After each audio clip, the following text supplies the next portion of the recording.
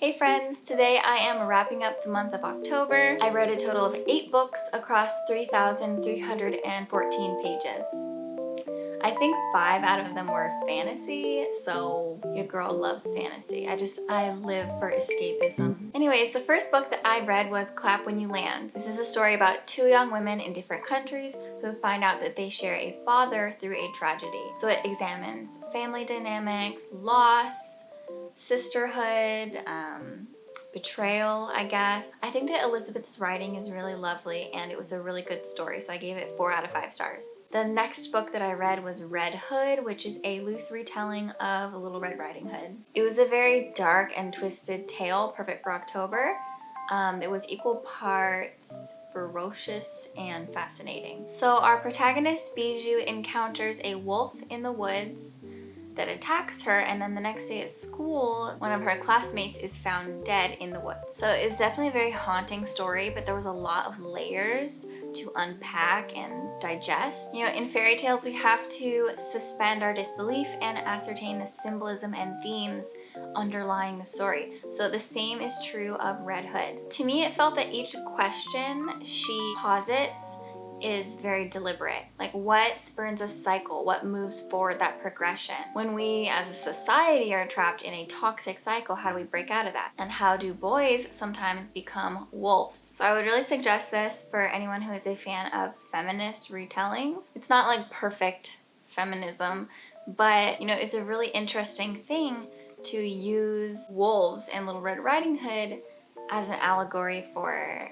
rape culture and how gender still plays such a big role in society. So I also gave this one 4 out of 5 stars. So next I read The Gwenevere Deception, which is a YA take on the legend of King Arthur, but this is told from Guinevere's point of view. However, Guinevere is not really who she says she is. She's actually a witch who was sent to Camelot by her father Merlin in order to protect King Arthur. So there are a lot of fun surprises, some fun twists on the tale, like Lancelot is a woman in this story. I thought the magic system was pretty fun and pretty solid. There was a lot of really interesting foreshadowing that made you want to keep reading, and I loved Mordred's character.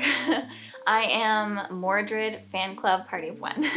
So I gave this 4 out of 5 stars. Next I read The Camelot Betrayal, which is the sequel to The Gwenevere Deception, and I received it as an advanced reader's copy from NetGalley, so thank you to them. This one for me started out a lot slower. So I flew through The Gwenevere Deception, but the sequel, it just took me quite a bit longer. What I did like is that Guinevere is an unreliable narrator because she has a bit of amnesia and some weird magic stuff involving Merlin. She doesn't totally know about her past and stuff like that.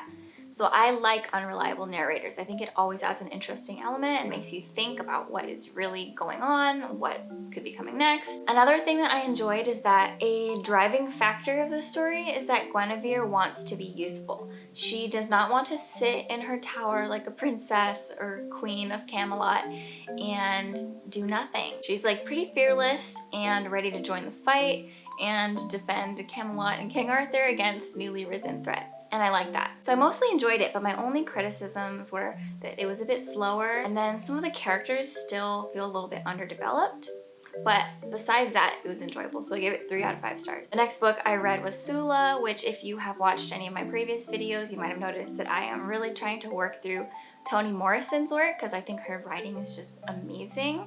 So I got another one done this month. And Sula is a story about 2 women who kind of grow up together and then go on to have very different lives later on. In the end, it really raises questions about friendship and sisterhood and forgiveness. It has a really interesting ending that kind of leaves you thinking. There were some really visceral moments that stood out. And like I've said, I just think Toni Morrison is one of the most phenomenal writers, but I didn't like this one as much as Beloved, for example. So I gave this one 3 out of 5 stars. So the next thing I read was The Shadows Between Us.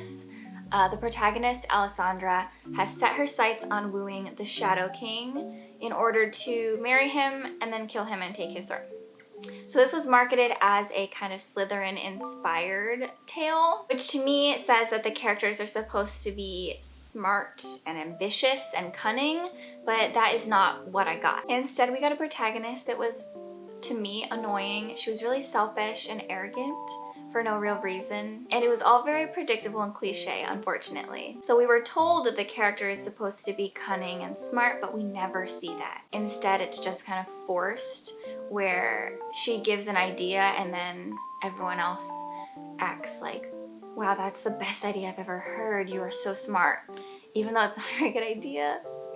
So I just really did not like it. The cover is beautiful, but I was really disappointed by this one. So I gave it 2 stars to be generous.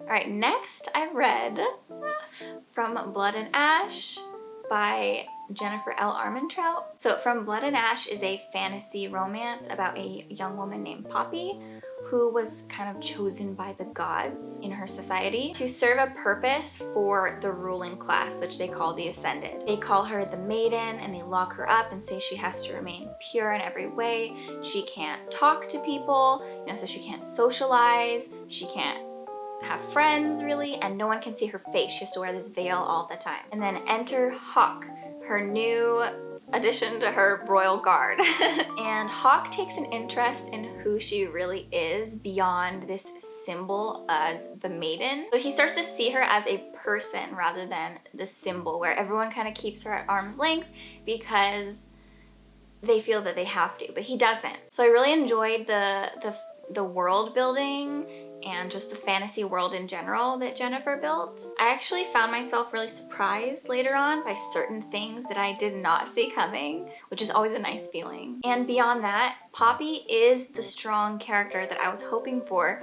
from The Shadows Between Us, for example. Despite her small circle of influence that she's allowed, she has a couple people that have helped her be strong. So she is not afraid to wield a dagger and grab her bow and arrow and run out into the fight. I absolutely loved her character. I just think it's so fun when a character is really strong and just ready to fight and so sassy. Oh my gosh. There was this one scene in particular that I just adored. I already went back and read it a couple of times. Basically, the kingdom has to raise all of these walls around all of their towns to kind of beat back the zombie attack sort of that's happening. There are these people that are becoming cursed and then they, attack all these cities and then they bite more people, and yeah, kind of like zombies, but not really. You'll have to read it to see.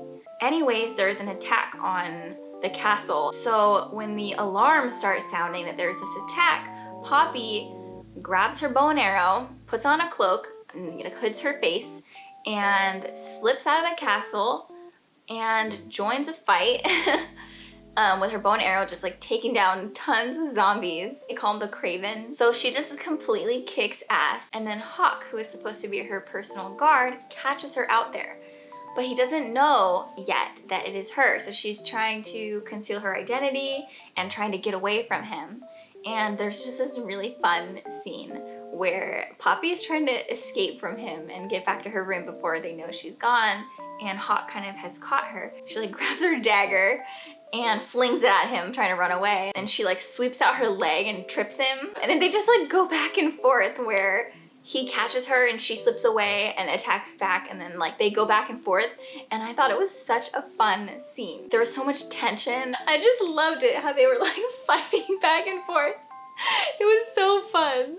Ugh. So the romance was really fun. The characters are really sassy and strong, and there's some fun world building. So if you like fantasy romance, this is a really strong one. So I gave this one 4 out of 5 stars. So the next and final book I read was A Kingdom of Flesh and Fire, which is the sequel to From Blood and Ash. Both of these books are almost 650 pages, and it was so addicting. I stayed up reading it. Like the sequel in particular, A Kingdom of Flesh and Fire, I think I stayed up all night reading it.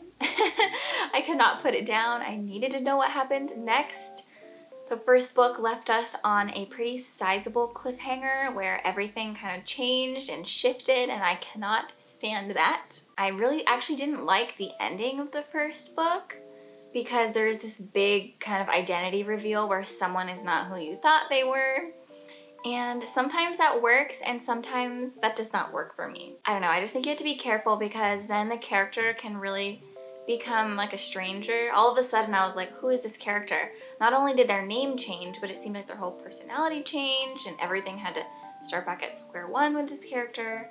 So it just didn't really work for me in the moment. So I was pretty upset. I was like, okay, I'm gonna pick up the second book and see how this goes.